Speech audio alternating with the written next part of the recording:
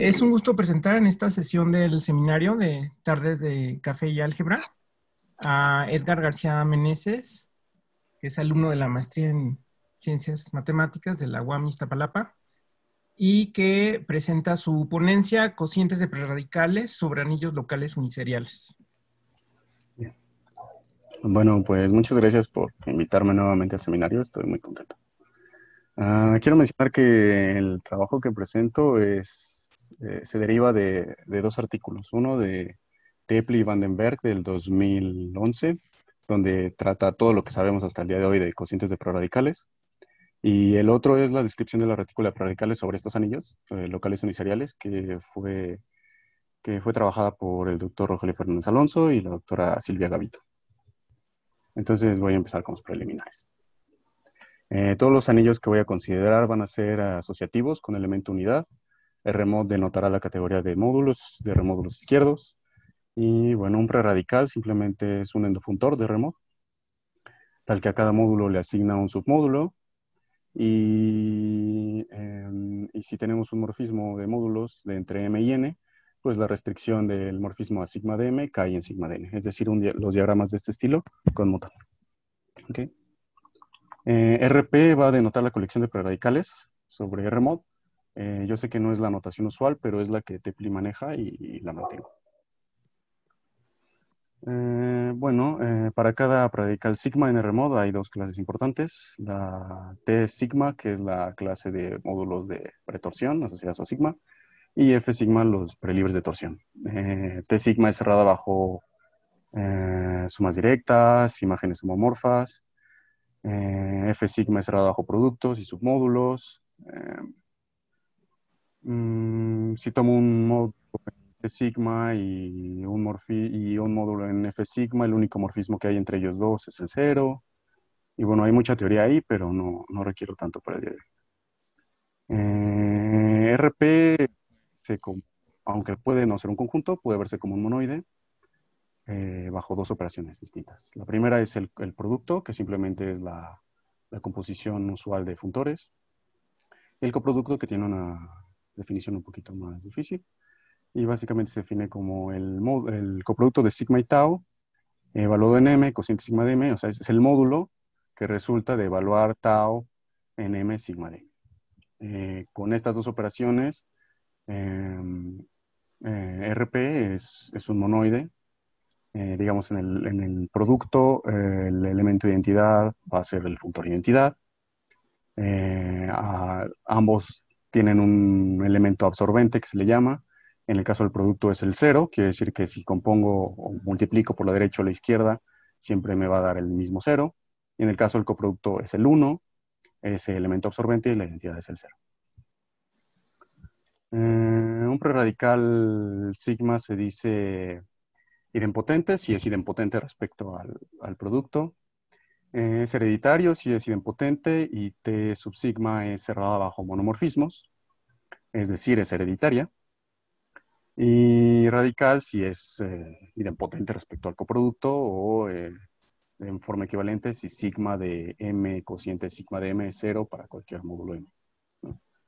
Un poquito de notación. RP es los radicales, como ya dije. RHP son todos los hereditarios. RRAD son todos los radicales. RTRAD van a ser todos los T radicales. Un T radical es simplemente un radical que posee epimorfismos. Y RHR es la colección de radicales hereditarios. Que sea un siempre radical hereditario también es exacto izquierdo como funtor. Ok, y también tenemos los estables, que voy a hablar muy poquito de ellos, nada más son radicales, tales que su clase de pretorsión es cerrada bajo cápsulas inyectivas. Sabemos que hay correspondencias biyectivas entre radicales idempotentes y lo que se llaman clases de pretorsión y así, pero en la plática del día de hoy no requiero tanto. Bueno, RP, aparte de ser un monoide, que posiblemente no sea un conjunto, pero tiene una estructura de monoide, también es una retícula con este orden. Tau es menor que sigma. Si cada evaluación de tau en cualquier módulo es menor que la misma evaluación en sigma para cualquier m módulo, ¿no? Con esto es un orden parcial. El 0 va a ser el menor y el 1 va a ser el mayor. El 1 es el funtor de identidad, el 0 es el funtor 0, es decir, el funtor que a cada módulo le asigna su submódulo 0. Y de hecho es una retícula completa, ya que si tenemos una colección de prerradicales, no necesariamente un conjunto, eh, eso forma un preradical, que es el supremo de los sigma i, que al evaluarlo en un módulo m, va a ser la suma de los sigma i de m, y de forma análoga se define el ínfimo con la intersección.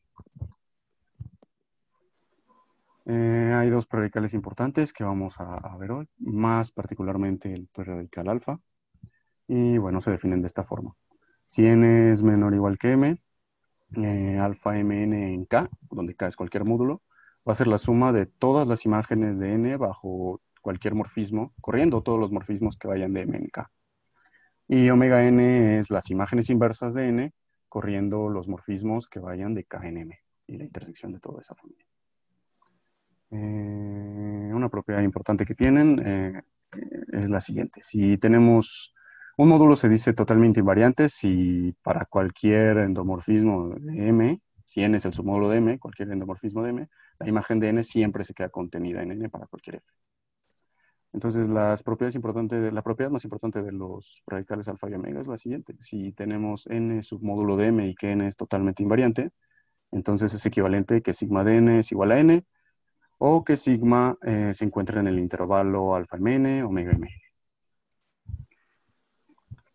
Bueno, como mencioné, prácticamente todo lo que sabemos de cocientes de radicales hasta el día de hoy viene o se encuentra en el artículo de Tepley y Vandenberg. Así que todos los resultados que voy a mencionar en esta sección van a ser de ellos dos. Y bueno, es muy sencillo. Si tengo un preradical sigma mayor que tau, para cualquier módulo m, pues tau de m va a ser menor o igual que sigma de m, y entonces puedo hacer el cociente sigma de m, tau de m. Entonces, tengo una asignación que a cada módulo lo manda en eso, y aparte si tengo un morfismo de módulos entre m y n, pues puedo tener una asignación de sigma tau de m a sigma tau de n, tal que a cada x más tau de m lo manden fx más tau de n. Se prueba que está bien definida y básicamente se usa el hecho de que tanto sigma como tau son la imagen aplicado en sigma de m cae en sigma de n, es decir, que son radicales, ¿no? Bueno, la siguiente proposición es de mucha utilidad. Y bueno, lo único que nos dice es que el símbolo de cocientes de prerradicales conmuta con el símbolo de sumas directas. Es decir, si tengo una familia de módulos MI, y cuando aplique el funtor cociente a la suma de MI, entonces eso va a ser isomorfo a la suma de las evaluaciones del funtor cociente en cada MI. El hecho de que tengamos un isomorfismo ahí pues puede complicar las cosas, pero lo solucionamos de esta forma. Si RE es la colección de todos los endofuntores en RMOD, damos la relación de equivalencia más simple posible entre los endofuntores. Por ejemplo, si epsilon y delta son elementos de RE, se relacionan, módulo con ese símbolo, sí, solo si todas las evaluaciones son isomorfas, ¿no? Es la relación de equivalencia más simple posible, y se le puede dar a la colección de RE partido en la relación, se le puede dar una operación que simplemente es el producto de las clases de equivalencia, resulta la clase de equivalencia del producto.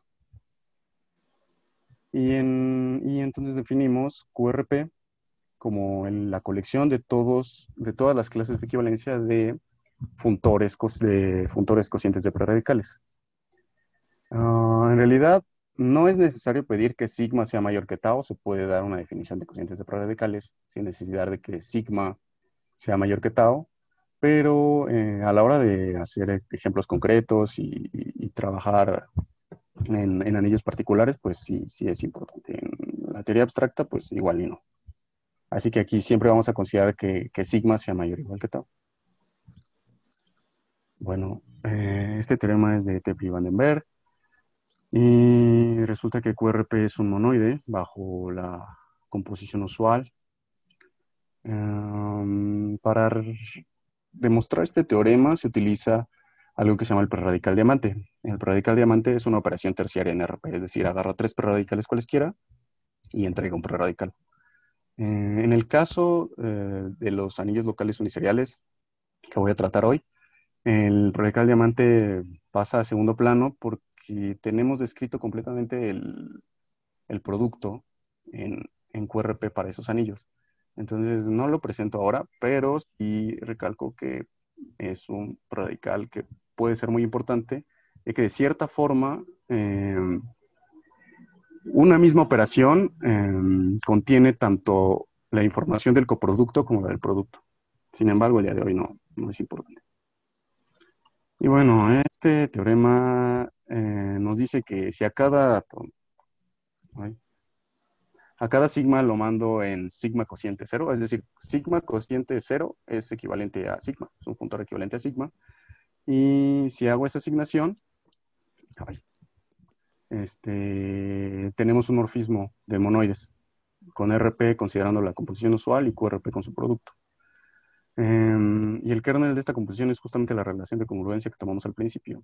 Recordar que en los monoides, cuando uno define el kernel, simplemente es el subconjunto es un subconjunto del dominio, es decir, son las x, y en el producto cartesiano del dominio, tales que f de x es igual a f de y. Y en ese caso, en este caso, perdón, el kernel es justamente la relación de congruencia. Y obviamente, si partimos a RP módulo la relación, va a haber un encaje de monoides.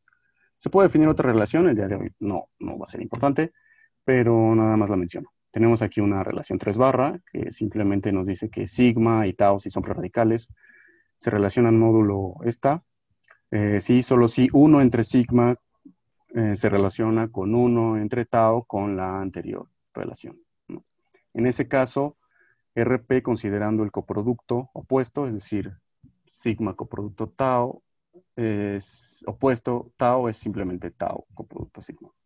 En ese caso, va a haber un encaje si partimos a RP módulo esta nueva relación. Se puede probar aquí que todos los prerradicales idempotentes, más bien, si tomo un preradical idempotente, no hay otro preradical equivalente, módulo esta, la primera relación de la que hablé. Y los radicales también pasa lo mismo, no hay ningún preradical equivalente módulo esta segunda relación. En ese sentido, cualquier colección de prerradicales idempotentes se encaja en QRP. O bueno, hay una función inyectiva hacia QRP. Lo que no es cierto es que si todos los prerradicales, si a todos los prerradicales pasa eso, es decir, están todos separados, sus clases de equivalencia están todas separadas, entonces todos son idempotentes. No, eso es falso. Los anillos locales uniseriales son un ejemplo. Y tampoco es cierto que si con el módulo esta nueva relación, todos los preradicales tienen una clase de equivalencia distinta, entonces todos son radicales, tampoco es cierto. Y bueno, podemos definir en realidad Q de varias colecciones. En este caso, QRHP pues será nada más los cocientes de hereditarios. A partir de ahora le quito los corchetes y a conveniencia, cuando quiera decir algo sobre el cociente, ¿será que esté hablando realmente de la equivalencia o solo del endofuntor? Nuevamente, QRHP es un submonoide de QRP, es un monoide y también se usa el preradical diamante. Y la demostración usa el hecho de que o sea, que los hereditarios son cerrados bajo el producto usual. Es fácil probar que si QRHP es un monoide conmutativo, entonces cada preradical hereditario es radical. Por lo tanto, las colecciones de predicales hereditarios va a ser igual a la colección de radicales hereditarios. Sin embargo, se puede pensar en lo inverso. Y tenemos aquí esta pregunta. Si estas dos colecciones son iguales, entonces, ¿será cierto que QRHP es conmutativo? Pues no es pues no sabemos, no se sabe. Pero esta pregunta en realidad es un modelo de varias preguntas. Podemos aquí cambiar las colecciones que tenemos involucradas y pensar en alguna propiedad. Por ejemplo, podríamos pensar si todos los hereditarios si cada radical es hereditario, si cada hereditario es radical, eh, o- obviamente la colección de cocientes de hereditarios va a ser igual a la colección de cocientes de radicales. Y entonces podríamos pensar en lo inverso. Si la colección de cocientes hereditarios es igual a la colección de radicales, será cierto que que la colección de hereditarios es igual a la colección de radicales, pues eso sí es falso. Los anillos locales uniseriales son un ejemplo. Pero en realidad esta pregunta es un modelo de varias preguntas porque aquí podemos cambiar. De hecho, no necesariamente podemos considerar la igualdad, sino la desigualdad. ¿Qué pasa si QRHP contiene a QRHR? ¿O qué pasa si RP, quitando Q, si RP contiene a QRHP, por ejemplo? O sea que cada cociente de preradicales hereditarios sea equivalente, módulo la primera relación que di, con algún preradical. Y eso es lo que se trabaja, ese tipo de preguntas. Y bueno, hay tres proposiciones que son sencillas, pero realmente son muy importantes. La primera es que si tenemos un preradical tal que uno entre tau sea equivalente a otro preradical, entonces su clase de pretorsión es cerrada bajo submódulos y productos. Es decir, es hereditaria y aparte es cerrada bajo coproductos. La segunda proposición nos dice que si esto ocurre siempre, o sea, si para todos los hereditarios ocurre que cocientes de hereditarios son equivalentes a preradicales, entonces en particular uno entre tau va a ser equivalente a algún sigma, donde tau es hereditario y sigma es cualquier preradical. Entonces tau va a ser un preradical hereditario eh, y tal que su clase de pretorsión sea cerrada bajo coproductos, y eso es un preradical yanciano. Son muy importantes. Y un teorema también muy importante de Vichy nos dice que eso es equivalente, que todos los hereditarios sean yancianos es equivalente a que el anillo sea artiniano izquierdo.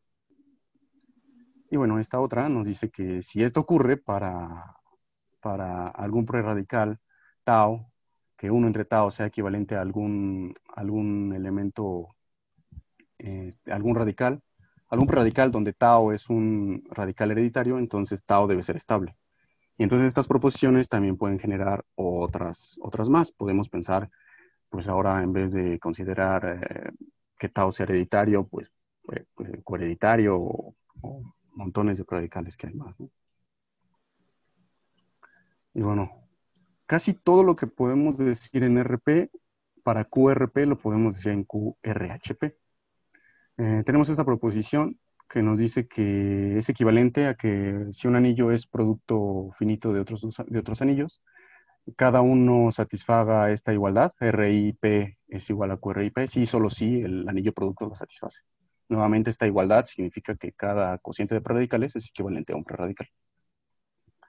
Y esto mismo se puede decir para hereditarios, solo que ya no con la igualdad, sino con una contención, ¿no? Que RIP contenga QRHP va a significar que va a ser un sí solo sí con que el anillo producto satisfaga la misma desigualdad. Y el hecho de que esto pase, pues es que los hereditarios también son cerrados bajo el producto usual. Eso es muy poderoso porque casi todo lo que podemos decir para QRP lo podemos decir a QRHP. Y bueno, Teple y Vandenberg también describieron o caracterizaron algunos anillos con este tipo de condiciones. El primero es el caso de los anillos semisimples artinianos. Y bueno, cualquier anillo que satisfaga esa igualdad, la de RP igual a QRP, pues va a ser semisimple artiniano. Pero no solo esa, sino RHP igual a QRHP. Y esta otra condición equivalente, que el inverso del soclo, o sea, uno entre el soclo, sea equivalente a un preradical hereditario. De hecho, con un teorema de Raggi, Fernández Alonso, José Ríos, Signoret, se puede caracterizar o se puede describir completamente el monoide. Teple lo único que hizo fue esto y mostró alguno, pero con ese otro teorema que menciono, Se puede hacer porque en este teorema dice varias cosas, pero en particular dice que todo preradical sobre un anillo semisimple artiniano es en realidad un soclo relativo a un subconjunto de los simples. Entonces, de los módulos simples, que son una cantidad finita, porque pues, el anillo es artiniano. Entonces, por ejemplo, si tengo una clase, dos subconjuntos A y B de los simples, me fijo en el soclo relativo de A y el soclo relativo de B, y el producto de ellos es el soclo de la intersección de ambos conjuntos. El cociente, digamos, si A contiene a B, o si el soclo de A es mayor que B, soclo de B, el cociente va a ser el soclo de la diferencia de A menos B. Entonces podemos, con ese teorema es muy fácil decir exactamente quién es, y el preradical diamante incluso se puede describir. Y bueno, esta es la tabla de multiplicación para un anillo semisimple artiniano con dos módulos simples, con solo dos módulos simples al isomorfismo. Podría parecer que son un poco infantiles estas tablas de multiplicación, pero en el sentido de que cuando uno estudia una retícula, en particular en la retícula de los radicales, pues lo que uno quiere es describirla por completo, mostrar su diagrama de Hasse, decir cuántos elementos tiene, quiénes son los idempotentes, los radicales, los ancianos, quiénes son los átomos, los coátomos. Y en ese sentido, si tenemos un monoide, describirlo por completo significa dar su tabla de multiplicación. Y este pues es un caso muy sencillo, y con lo que mencioné anteriormente podemos dar la tabla de multiplicación de cualquier QRP para donde R es cualquier anillo semisimple artiniano, con cualquier cantidad de simples. Y bueno, solo un ejemplo de un anillo un poco exótico es el anillo de polinomios diferenciables sobre la extensión universal de Colchin. Es un anillo difícil de estudiar, tiene muchas propiedades. Es interesante porque es un DIP, un dominio de áreas principales, es simple, es un anillo, tiene un único módulo simple, pero no es un campo, y eso lo hace único. Como sea, se sabe que tiene tres preradicales hereditarios, y que son el 0, el soclo, el 1, y que el soclo también es radical. Este soclo barra es el mínimo radical por encima del soclo, y bueno, en este caso coinciden. Y en este caso las colecciones de radicales hereditarios es la misma colección que la de radicales hereditarios, ¿no? Y tenemos también su tabla de multiplicación. Esta tabla no es tan sencilla de construir, y resulta que en realidad es isomorfa a la anterior. Si pueden ver, es pues exactamente la misma tabla. Es interesante porque eso nos da un morfismo entre un QRP para el primer anillo y un QRHP para este otro anillo. Y algo que puede ser muy interesante es estudiar morfismos entre estos monoides y estudiar si, por ejemplo, un morfismo de anillos puede generar un morfismo entre este tipo entre esos monoides de cocientes de preradicales. No sé, creo que es cierto, pero no se ha probado. Bueno. Ok. En el caso de los anillos semisimples artinianos se tiene la igualdad. RP es igual a QRHP. Y Tepley y Vandenberg también caracterizan anillos para los cuales RP contenga a QRHP. Este es un teorema difícil, es un teorema largo de probar, y a mi entender es un super teorema, es un teorema muy, muy grande. Y bueno, nos dice que es equivalente que un anillo satisfaga la contención, solo si es producto de anillos artinianos izquierdos seriales, cada uno con un único módulo simple de isomorfismo. Un anillo artiniano, un anillo serial, es una suma directa de anillos uniseriales. Uniserial quiere decir, en general, que su retícula de ideales es una cadena. Como en este caso son artinianos, pues esa cadena va a ser finita. Entonces este teorema a día de hoy en teoría de cocientes de radicales es el más importante. Y bueno, voy a hablar de los anillos locales uniseriales. En la definición de anillo local uniserial, es un poquito enredada. En este caso, este uniserial no significa lo que dije anteriormente. Eh, para no hacernos bolas, podemos pensar que son anillos artinianos uniseriales de ideales principales o equivalentemente anillos artinianos locales de ideales principales. Se les dice locales uniseriales pues por un poquito de tradición, ya que desde hace muchos años que se trabajan, Nakayama, Fate, han trabajado con ellos y tienen propiedades muy interesantes. Pero en distintos lados hay múltiples definiciones de lo que es un anillo uniserial. Entonces, podemos pensar de una forma práctica en los anillos ZP a la N, donde N es cualquier número natural. Sabemos que su reticularidad es una cadena, sabemos exactamente quiénes son los elementos y se comportan bien. Sin embargo, estos anillos pues, no tienen por qué ser conmutativos necesariamente. Bueno, entonces a partir de ahora voy a fijar un anillo R, que es local uniserial, es decir, es artiniano, su retícula de ideales es una cadena y es de ideales principales, una cadena finita. Y entonces esa cadena la voy a llamar I0, que comienza en I0 va a ser el 0, va a comenzar ahí y va a terminar en IN, que es igual a R, a R mismo. Y hay un teorema, que creo que este es de Fate, no me acuerdo, que nos dice que cada R módulo es isomorfo a una suma directa de ideales de R. Entonces, si tomo un preradical y tomo un módulo, ese módulo va a ser una suma directa de ideales, ¿no? Entonces, como los preradicales sacan sumas, el comportamiento del preradical en ese módulo va a quedar determinado por cómo se comporta en los ideales, nada más. Y nada más un poco de notación. Si tengo un ideal IM mayor que IR, entonces los preradicales, el preradical alfa M IR se va a denotar por alfa MR y lo mismo para el omega. Esto es por facilidad. Bueno, entonces, como dije, los preradicales están determinados por su comportamiento en los ideales del anillo, y los ideales del anillo son una cantidad finita. Y entonces tenemos esta proposición, que es de Fernández Alonso y Silvia Gavito. Sin embargo, esta proposición ya se tenía para los anillos ZP a la N en algún otro artículo. Y bueno, lo importante aquí es, si tengo un K entre 0 y N-1, pues sigma de IK pues me va a dar algún ideal, ¿no? Algún IR, porque da un submódulo IR de IK. En sigma de IK más 1, a lo más puede dar IR o IR más 1. Es decir, da lo mismo o da un poquito más.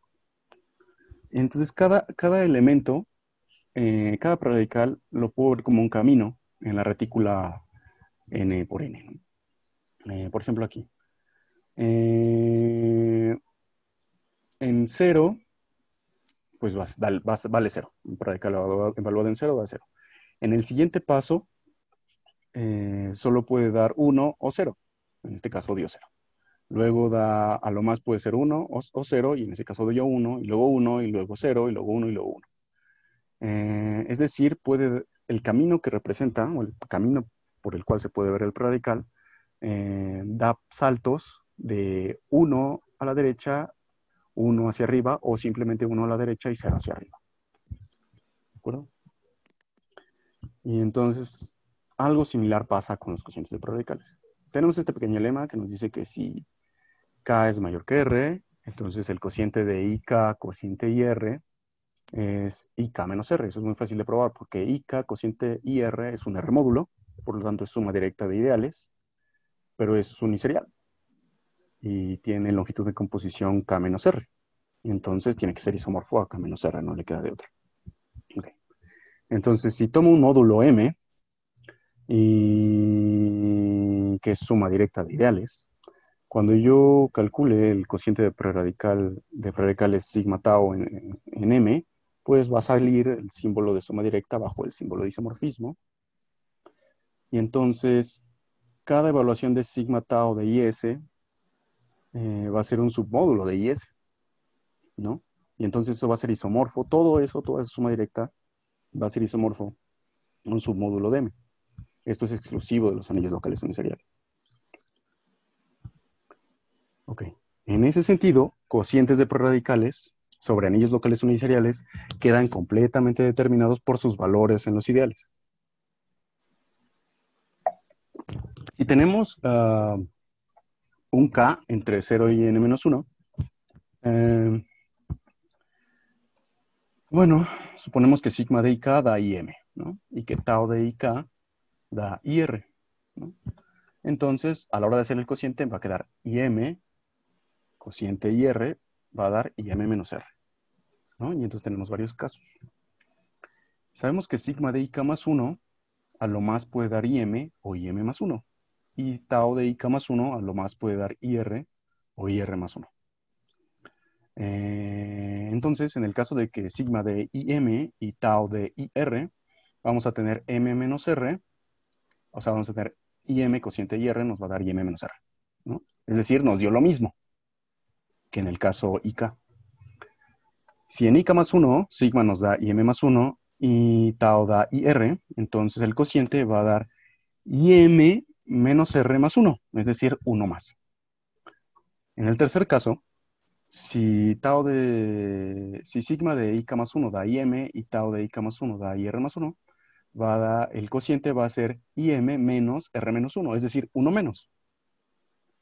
Y en el cuarto caso, si da IM más 1 y si tau da IR más 1, entonces vamos a tener IM menos R, es decir, lo mismo. Notemos que en el caso 3, bueno, el caso 3 es atípico porque da un poquito menos. Lo mínimo posible, pero da menos. 1 menos.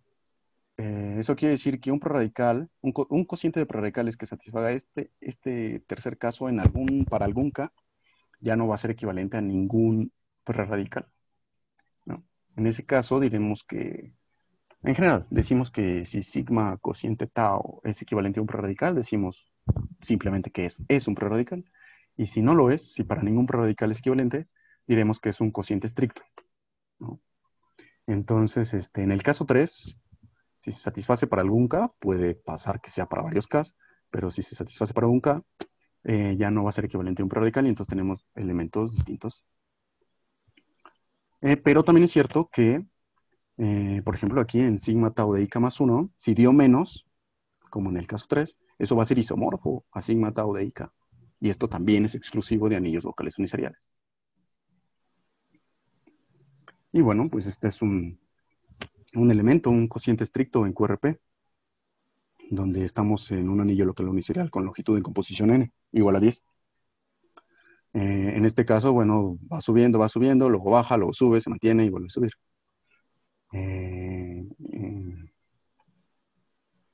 Entonces, en el artículo de doctor Rogelio Fernández Alonso y la doctora Silvia Gavito, describen la retícula de prerradicales sobre estos anillos con la colección de sucesiones binarias BN, donde n es igual que 1. Le dan una cierta retícula, un cierto orden, muestran que es una retícula y prueban que hay un isomorfismo entre RP y estas BN. Y el orden es muy simple. Si tomo dos elementos, como esos que están ahí, en BN, decimos que A es menor o igual que B. Si para cada K mayor que 1 o menor que N, la suma parcial hasta K de los AI va a ser menor o igual que la suma parcial hasta K de los BI. El supremo se define pues, de esta forma. Simplemente hay que notar que vale 0 siempre que el máximo de las sumas parciales en K es igual al máximo de las sumas parciales en K menos 1. Y es 1 si fue mayor, ¿no? Y el ínfimo se define de la misma forma. Es 0 si el mínimo es igual y 1 si el mínimo de las sumas parciales hasta un cierto K es mayor que el mínimo hasta K menos 1. Con esto sabemos que Bn es una retícula completa y hay dos colecciones, dos subconjuntos de Bn. Los que tienen la primera coordenada 0, a esos les llamamos el hemisferio sur. Los que tienen la segunda coordenada 1, la primera coordenada 1, perdón, a esos serán el hemisferio norte.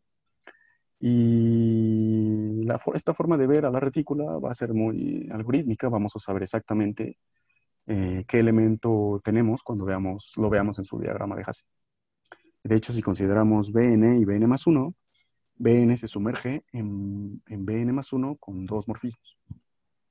El primero es meterle un 0 al principio y el segundo es meterle un 1 al principio. Es decir, lo mandamos al hemisferio sur o lo mandamos al hemisferio norte. ¿Ok? Entonces, estos son los diagramas de Hasse para B3 y B4. De hecho, la primera parte, los dos primeros puntos del diagrama de la izquierda, en realidad sería de la retícula de proradicales para B1. Si completamos esta segunda parte, sería para B2 y luego esto sería el hemisferio sur de B3, el hemisferio norte, o sea, en el hemisferio sur hay una copia de B2, en el hemisferio norte hay una copia de B3 y conexiones entre ellas, ¿no? Para B4, en el hemisferio sur, una copia de B3, en el hemisferio norte, una copia de B3 y conexiones entre ellas. De hecho, se puede decir exactamente quién es cada elemento, es decir, por ejemplo, el que está aquí en el diamante de B3, pues ese elemento va a tener un 1 al principio porque está en el hemisferio norte, después va a tener un 0 porque está en la parte de abajo, y luego va a tener un 1 porque está en la parte de arriba de esta subretícula. Este elemento va a ser el 1, 0, 1. ¿No? Por ejemplo, este otro de acá, pues va a ser el 1, 0, 0, 1 en B4. Es muy fácil ver así quién es cada elemento.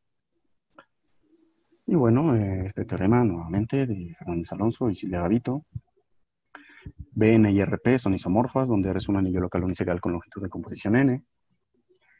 Por tanto, Rp es una retícula finita, obviamente de cardinalidad 2 a la n, es distributiva y tiene otras propiedades. Y entonces, este camino, que es el que presenté hace rato, realmente pues, se puede ver como la misma sucesión. Cuando valga 0 es porque da un paso hacia la derecha, y cuando valga 1 es porque sube. Entonces, este es 0, 1, 1, 0, 1, 1. En realidad lo que hay es una retícula de caminos independiente a Bn, que tiene su orden y todo, y es isomorfa como retícula a Bn y por lo tanto es isomorfa a Rp. La única duda que quedaría a lo mejor es si todo preradical puede verse como o sea, si todo camino genera un preradical y pues es cierto vía esos isomorfismos. No lo presento aquí porque es un poquito técnico y solo alargaría la plática, pero en el caso de los anillos, de los cocientes de prerradicales sobre estos anillos, sí vamos a tener que argumentar un poco más en cuanto a caminos. Ahorita lo vamos a ver. Bueno, entonces lo que se quiere hacer es generalizar las retículas Bn y que esas nuevas retículas que generalicen a las otras sean isomorfas a QRP.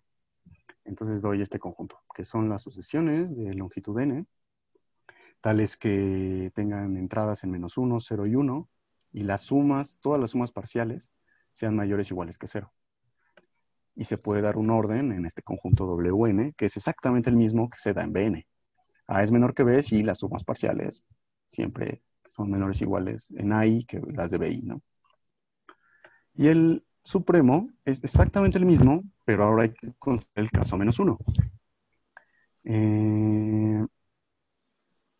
Veamos, es -1 si el máximo de las sumas parciales en K es menor que el máximo en K-1. Y esta segunda parte en 0, para que nos dé 0 y 1 es exactamente el mismo orden en Bn.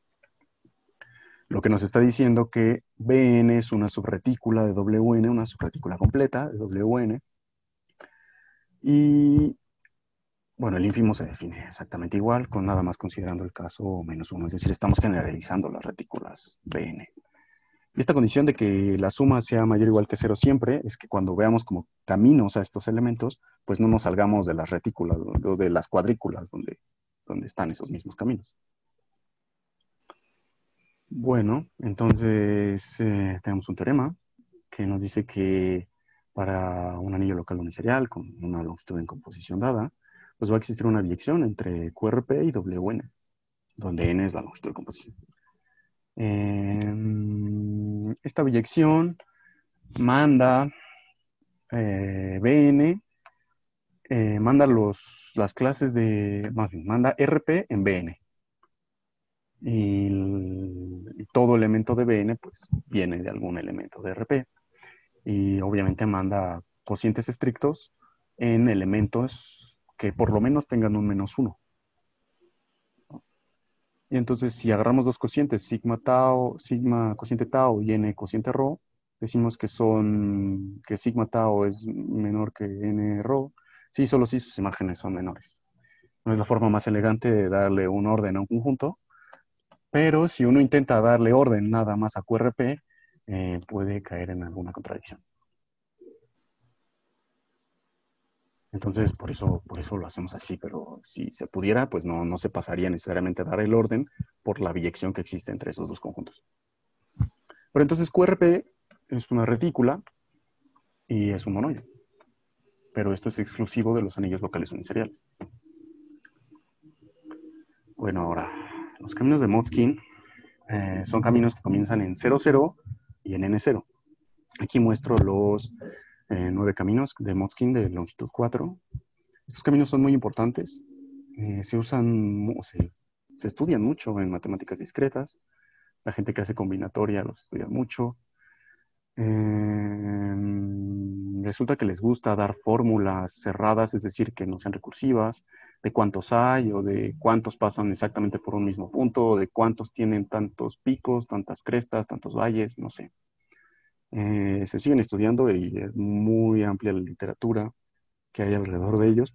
Aquí solo voy a usar un poco. El número de caminos de Motzkin está dado por esta relación de recurrencia. En realidad lo que se hace es definir los números de Motzkin, que son aquellos números que satisfacen esta relación recursiva, y después demostrar que todos los caminos de Motzkin satisfacen estos números. O sea que los caminos de Motzkin de longitud n tienen cardinalidad esta mn, ¿no? Los números de Motzkin cuentan muchísimas cosas. Hay ciertos arcos en el círculo unitario, objetos combinatorios, o sea, hay muchísimas cosas que son contadas por los números de Motzkin. Por lo menos yo he visto más de 50, son muchísimas. Y pues, no sé, la gente de matemáticas discretas los aprecia mucho. Y hay números muy parecidos a los números de Motzkin. Los primeros números de Motzkin son esos. Y son importantes porque eso va a permitir probar cuál es el tamaño de los cocientes de preradicales sobre anillos locales uniseriales. Nosotros sabemos que para esos anillos, la retícula de preradicales o el monoide tiene tamaño 2 a la n. De hecho, es una conjetura. O sea, que se cree que si una retícula de preradicales es finita, pues debe tener tamaño 2 a la n. Bueno, tenemos este teorema que nos dice que si ese Qn es igual al cardinal de QRP, donde R es un anillo local uniserial, entonces Q no vale 2 si n es igual a 1. Es decir, si la retícula de preradicales tiene tamaño 2. O bien, Qn más 1 es igual a 3Qn menos Mn, donde n es mayor que 1. La razón por la que tengo que introducir los caminos de Motzkin es que no pude dar una relación de recurrencia que no dependiera de ellos, que solo dependiera de los Q, ni mucho menos una fórmula cerrada, una fórmula que no fuera recursiva. Entonces, por eso tengo que introducir los Mn. Y la idea de la prueba es muy sencilla. Aquí muestro dos cocientes de preradicales. El primero es realmente un preradical, de hecho es idempotente. Es un preradical porque nunca tiene ningún paso con -1 por ahí. Y el segundo es un cociente de preradicales, es estricto. De hecho, este es un cociente de coirreducibles. Todo preradical, este es el caso n igual a 4. Todo preradical en n igual a 5 se puede ver como un preradical en n igual a 4, pero aumentándole pasos al final. En el caso del preradical que tengo aquí, el idempotente, pues puedo irme hacia arriba, puedo irme hacia la derecha, puedo irme hacia abajo. En el caso del estricto, puedo irme hacia arriba, puedo irme hacia la derecha, pero no puedo irme hacia abajo porque me salgo, ¿no? Me salgo. La suma de todos estos elementos pues, ya me daría algo negativo. De todas las alturas ya me daría algo negativo. Entonces, el tamaño de Q5 va a ser 3 veces el tamaño de Q4, como se ve aquí, menos una vez el número de caminos de Motzkin. Y esa es la prueba, básicamente. Solo hay que hacerlo de forma inductiva. Sin embargo, sería interesante pues dar una fórmula cerrada que no dependa que no dependa de los números de Motzkin, pero no me salió. Y bueno, ahí tenemos el diagrama de Hasse de W2. Este elemento que está a la izquierda, que cierra el diamante, es justamente el único radical estricto o el único elemento que tiene menos 1, que sería el 1 menos 1, ¿no? No puede haber un elemento menos 1, 1, porque entonces la suma parcial de la primera entrada sería negativa, sería menos 1. Entonces esta es la retícula de W2, por supuesto que contiene a B2, y que sería esta parte que está a la derecha.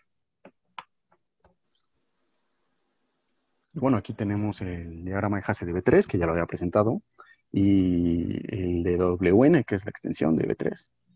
Ahí los elementos que están con un círculo más grande por fuera son todos los estrictos, los elementos estrictos. Ya no es tan intuitivo, viendo estas retículas que voy a poner en azul, cada que yo veo un elemento, saber exactamente quién es. Básicamente porque la retícula se puede dibujar de otras formas, porque ya no es autodual, es decir, si reflejo respecto al eje X y luego reflejo respecto al eje Y, pues ya no va a ser la misma figura, me va a dar otra figura. De hecho, la cantidad de átomos se ha modificado. Aquí hay 3 átomos y los coátomos se mantienen igual. Sigue habiendo un coátomo, pero ahora ya aumentó a 3 átomos. Entonces, ya no es fácil. Por ejemplo, en el siguiente caso, aquí solo en el caso de W4, solo dibujo el norte y el sur. Puedo seguir hablando de norte y sur, porque siempre voy a tener los que empiecen con 0 y con 1. Ninguno puede empezar con menos 1.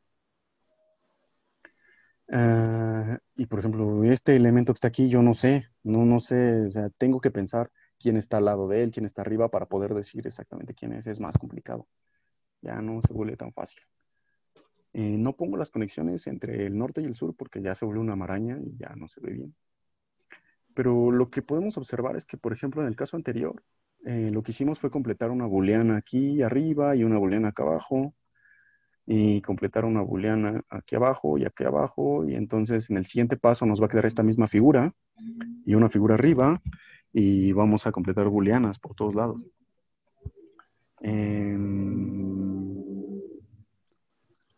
No sé qué más iba a decir ahí. Bueno, esta primera figura se debe al doctor Rogelio Fernández Alonso, porque yo no la podía dibujar. ¿Qué más iba a decir aquí? Bueno, ahorita me acuerdo. Sí, los cuátomos. Los cuátomos se mantienen. Para estas W4, los cuátomos son los mismos, ¿no? Simplemente es el elemento que tiene puros menos unos, y al final, en vez de un 1, va a valer un 0. Es el más grande. Y los coátomos están caracterizados en el artículo de Rogelio Fernández Alonso y Silvia Gavito. Nos dicen exactamente cuándo un elemento cubre a otro. Que en una retícula A cubra a B, significa que A es mayor que B y que no hay ningún elemento intermedio, ¿no? Entonces hay una descripción muy precisa de cuándo un elemento cubre a otro en la retícula. Cuando un elemento cubre a otro, el cociente casi siempre va a ser estricto, excepto en un caso, y ese caso es cuando el radical identidad lo cocientemos con el coátomo. Entonces, casi en todos los casos va a ser estricto y va a haber exactamente n átomos si se ven así, como planos y luego picos y luego planos otra vez, ¿no? De hecho, este en particular es un cociente de radicales primos. Bueno, en ese mismo artículo de Fernández Alonso y Silvia Gavito, tenemos un isomorfismo de retículas lambda que va de RP en RP y que se ve de esta forma. Pero aquí se ve que es un isomorfismo de monoides. De hecho, el 1 lo va a mandar al 0 y el 0 lo va a mandar al 1. Y bueno, podemos probar para todo preradical, 1 entre sigma siempre va a ser preradical y va a ser exactamente igual, o bueno, va a ser equivalente al preradical que resulta de valor sigma en este antisomorfismo. Este antisomorfismo manda radicales en idempotentes, manda idempotentes en radicales, manda primos en coprimos, irreducibles en correducibles. Entonces, por lo tanto, cocientar 1 entre un preradical nos va a entregar, si agarramos sigma idempotente, pues nos va a dar radical, si lo agarramos primo, nos va a dar coprimo, y en general nos da su preradical dual. En particular, si hacemos 1 entre el coátomo, nos va a dar el átomo, y 1 entre el átomo nos va a dar el coátomo de la retícula. Y bueno, en ese mismo artículo tenemos una caracterización para los idempotentes. Todo idempotente es exacto izquierdo. Sabemos que los exactos izquierdos o hereditarios son idempotentes, pero en este caso todos los idempotentes son exactos izquierdos y todos se ven de la forma alfa MM. Recordemos que alfa MM es alfa de IM arriba y M abajo, ¿no? Y forman una cadena, básicamente porque aquí lo único que estamos haciendo es variar M. Aquí en el caso n igual a 4 muestro la cadena de prerradicales idempotentes. Toda esta cadena tiene 4 elementos. Y entonces, como todo idempotente es hereditario, el monoide o la colección de prerradicales y de cocientes de prerradicales idempotentes es justamente QRHP, ¿no? Y aquí es muy fácil hacer los cocientes porque es una cadena. Simplemente tenemos que tomar uno y hacemos el cociente con todos los que están abajo.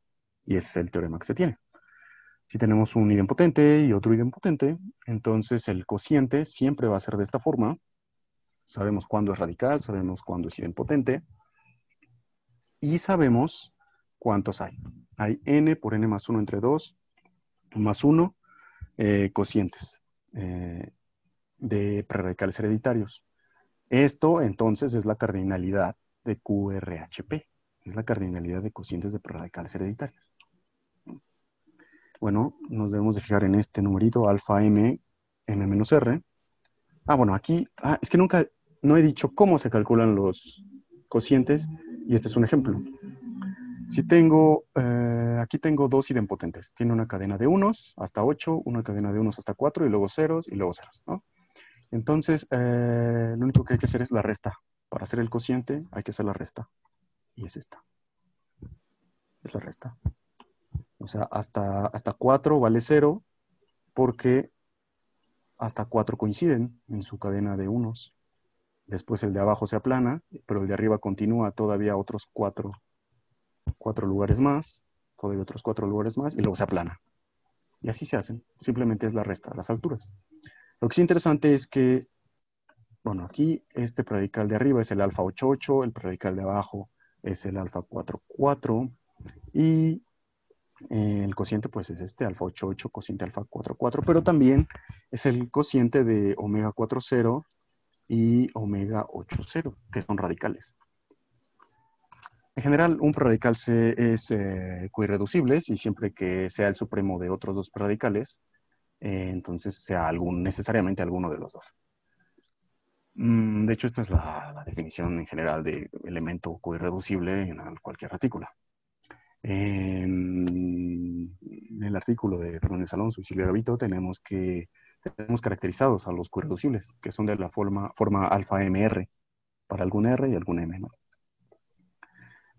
Y si nos damos cuenta, pues esto es muy parecido a cómo era, nada más que teníamos M-R para los cosas idempotentes. Pero bueno, lo único es reescribir esta R.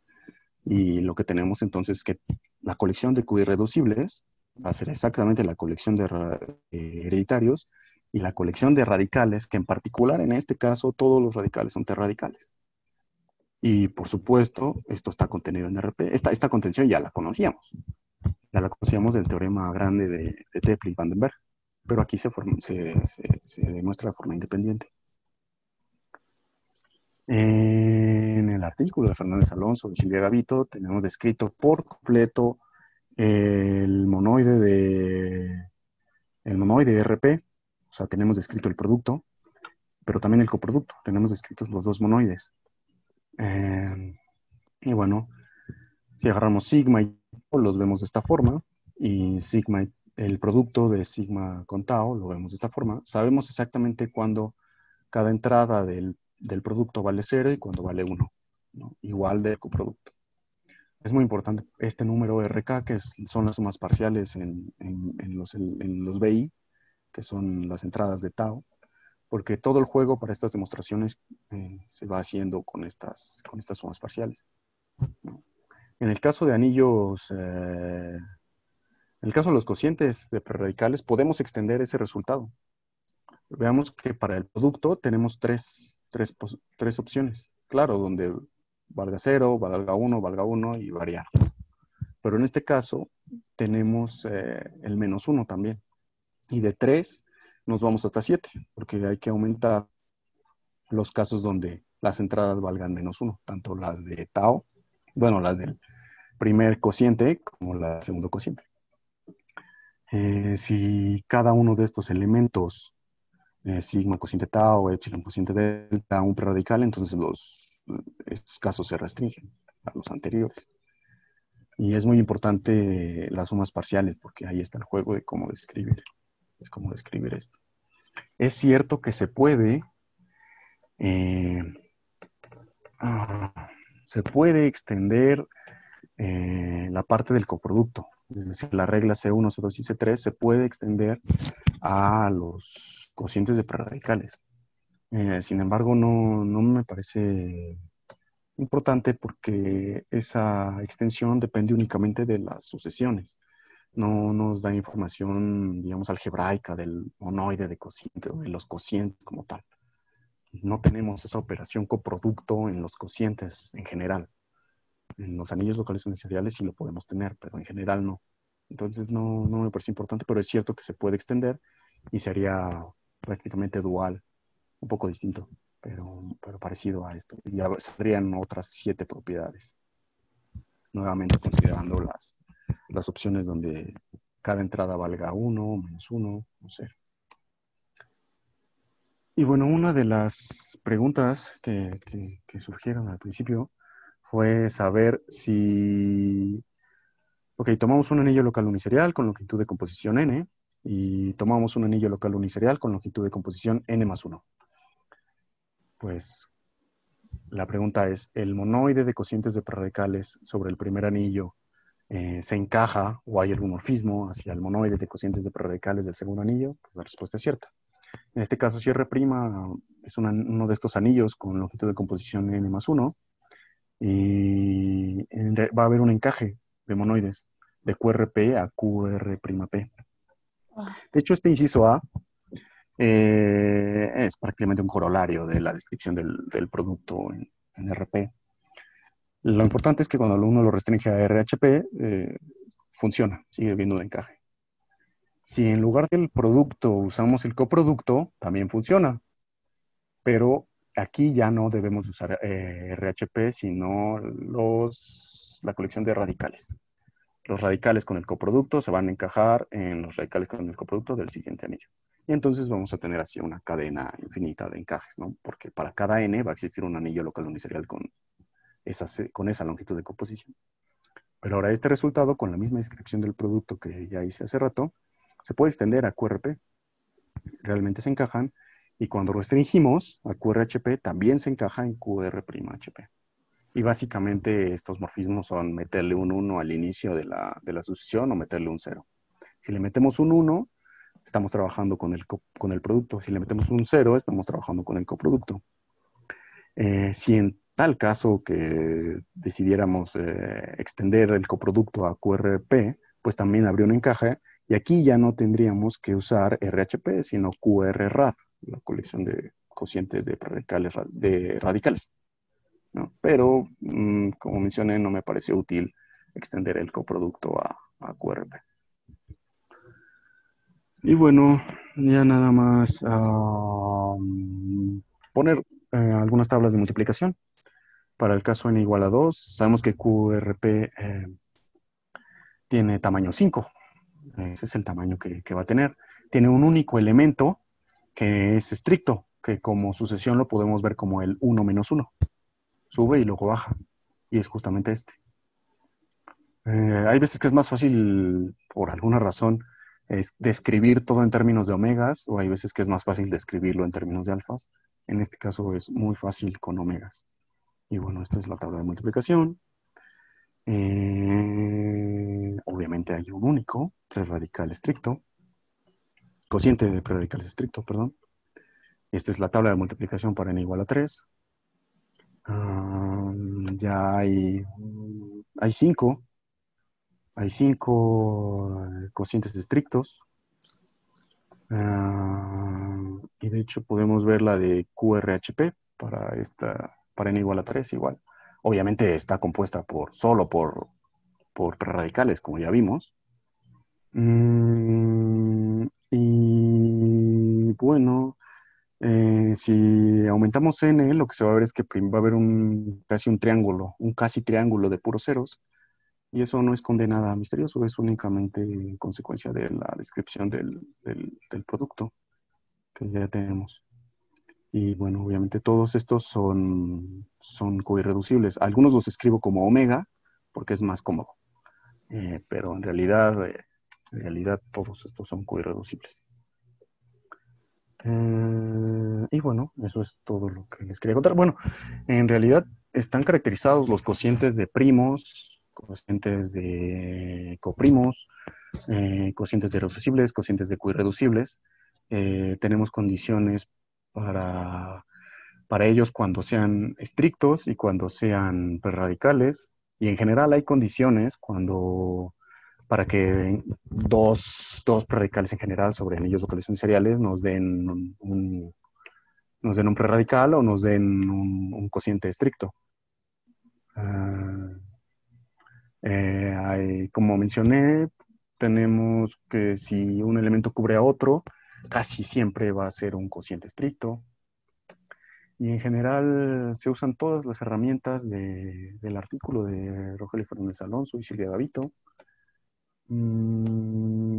Quizás solo una cosa no se generaliza, o no se usa, pero en sí se usa todo y las pruebas siguen las mismas técnicas.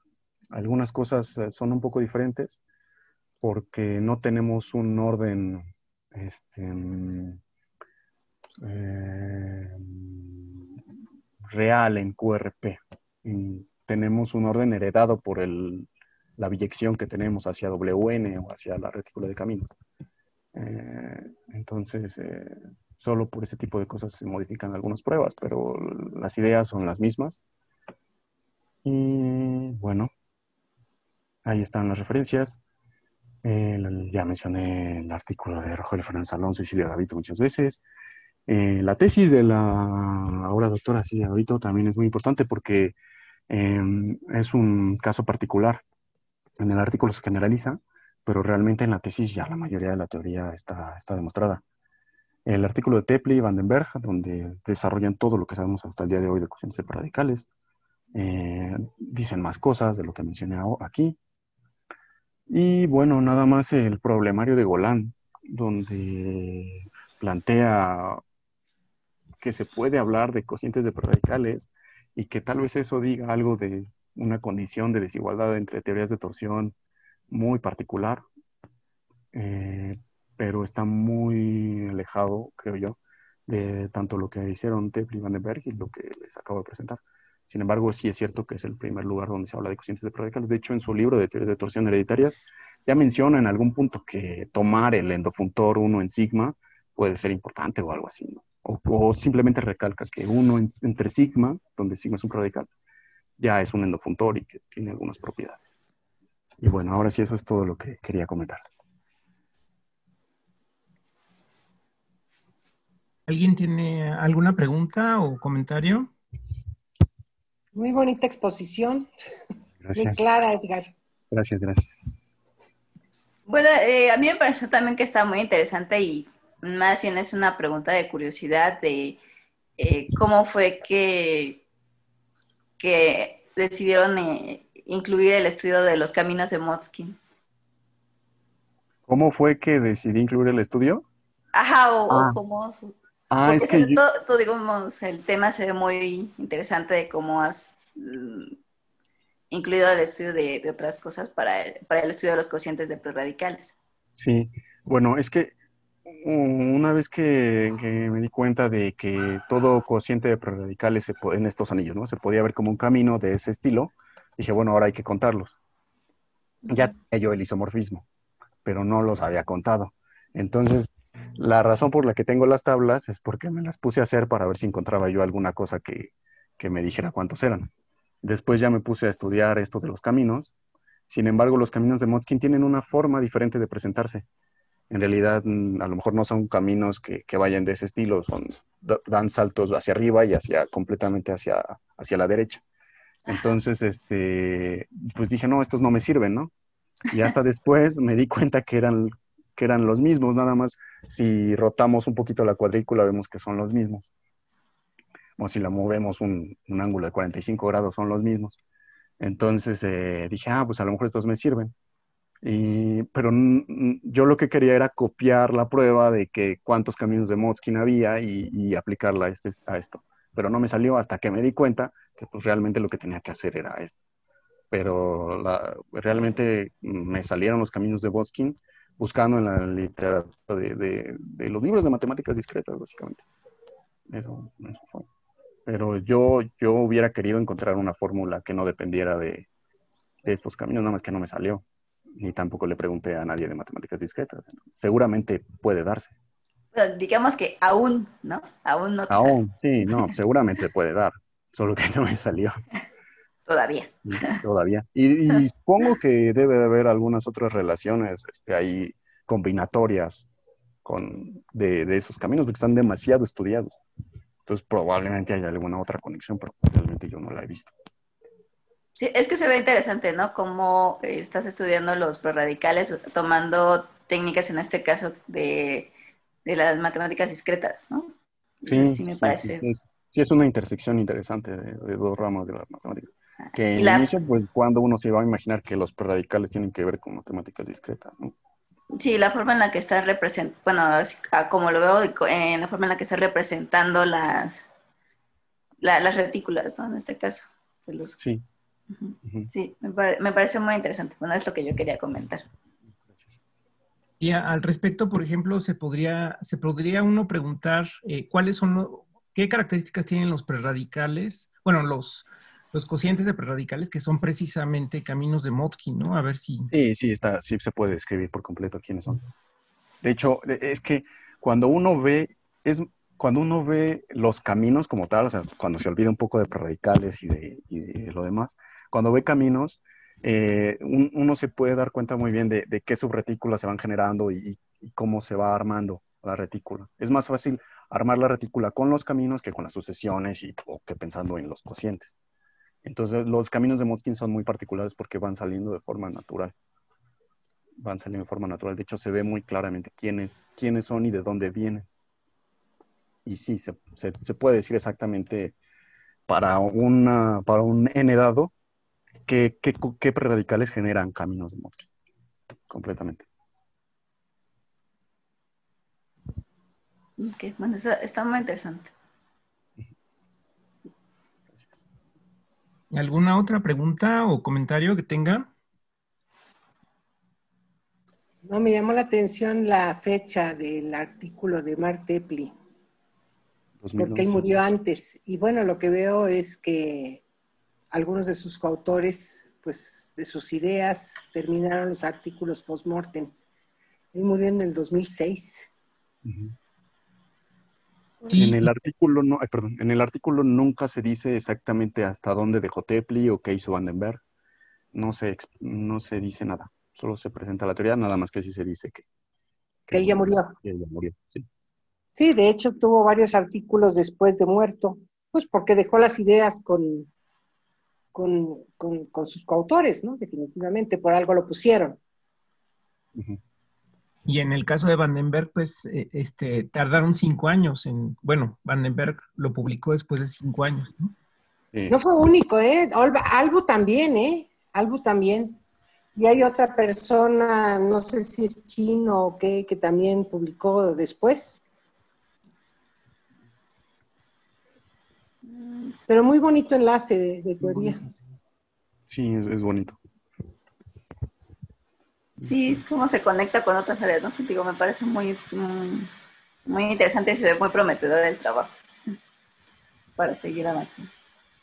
Y de hecho yo creo Bueno, que los anillos locales integrales todavía pueden decir mucho. De hecho, en el caso de, eh, divagando un poco, en el caso de operadores de cerradura, yo creo que es probable que se puedan describir por completo y que generen caminos también.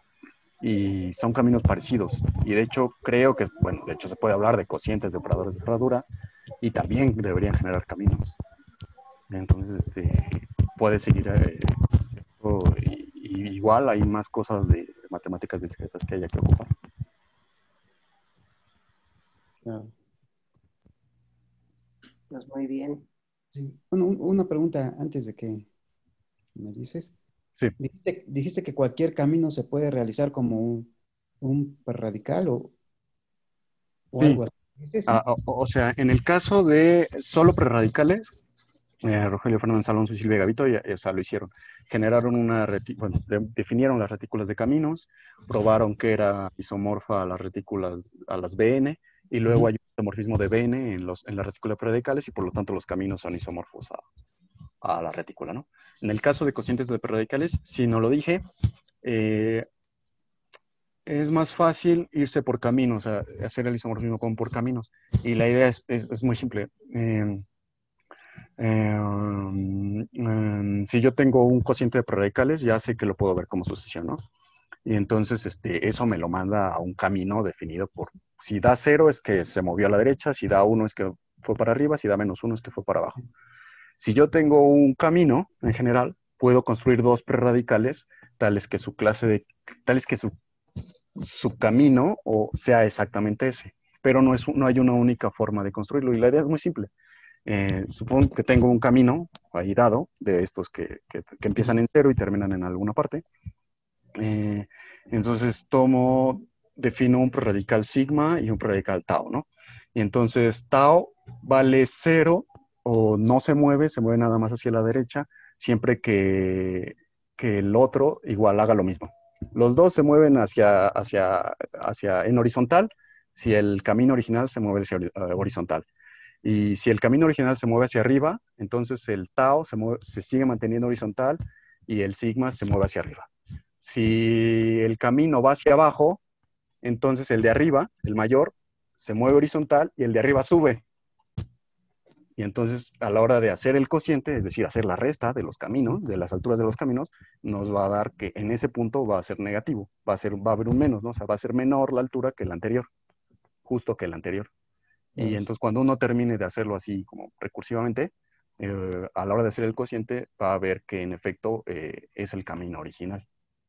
Sin embargo, no es la única forma de construirlo, hay varias formas. Un problema a lo mejor interesante es ver cuántos elementos hay en cada clase de equivalencia, porque eso nos diría de cuántas formas distintas podemos construir un camino o construir, un camino con diferentes cocientes de prerradicales. Claro. Sí, no sé si me expliqué. Sí.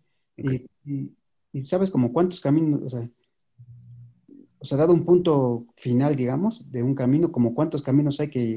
Eso lo hacen los de matemáticas discretas. Okay. Eso sí, eso es típico, esos son los problemas típicos con los que trabajan. Y hay mucha literatura al respecto. Ok. Pero, o sea, en el caso de aquí, pues no me pareció interesante pensar, bueno, si me fijo en uno solo, ¿cuántos le pegan a un... Si me fijo en un punto dado de la cuadrícula, pues cuántos cocientes de predicales pasan por ahí. A mí en particular no me pareció un problema, pues algebraico. Claro, sí. Pero el combinatorio sí lo es y se puede poner complejo. Sí, no, claro, sí. Ok. Sí, no, pues esas son mis dudas, comentarios. Gracias. ¿Alguien más? Bueno, yo quiero decir que esto es material ya de una tesis de maestría prácticamente terminada. Está en revisión, de hecho. Y bueno, creemos, Edgar y yo, que de aquí puede salir un artículo, por supuesto. Sí. Pues ojalá. Sí, se ve interesante, se ve que sí. Sí, sería cuestión Sí, de se ve muy seguir prometedor. decidieran a qué revista mandarlo, pero sí se ve muy interesante. Sí, sí es interesante. Sí, incluso, bueno, en el caso de Silvia, que ya viendo el año me sorprendió que ya pasaron 14 años desde que se publicó. Sí, que a mí también, a mí también. Bueno, ahí tuvimos la idea al principio de mandarlo a una revista de órdenes. De hecho, la revista se llama Order, Sí. pero no tuvimos éxito. Creo que, no me acuerdo, creo que nos lo rechazaron, nos dijeron que no se adaptaba a las líneas de la revista. Sí, Entonces, clásico, ¿no? sí. Entonces, no sé si sea este el caso o a ver. Pues Quizás porque está combinando también temas de combinatoria, ¿no? Y álgebra, no sé si, por ejemplo, donde hay una revista que se llama Álgebra Discrete Mathematics, ¿no? Que creo que es donde están algunos de los artículos de Cacho, y no sé si es una revista rumana. Quizá esa también es una opción, ¿no? Porque como que está combinando tres áreas, ¿no? Que es la parte de la retícula, la parte categórica de los radicales y por otro lado la combinatoria, ¿no? Sí. Pues se ve muy prometedor lo que están haciendo. Ah, pues qué bueno que les guste. Sí, qué bueno. Está muy bueno. En este caso, No, bueno, Edgar, de veras, muchísimas gracias porque expusiste muy bien y muy claro. Muchas gracias. Muy muchas bonita gracias. exposición. Gracias. Bueno, muchas gracias a todos.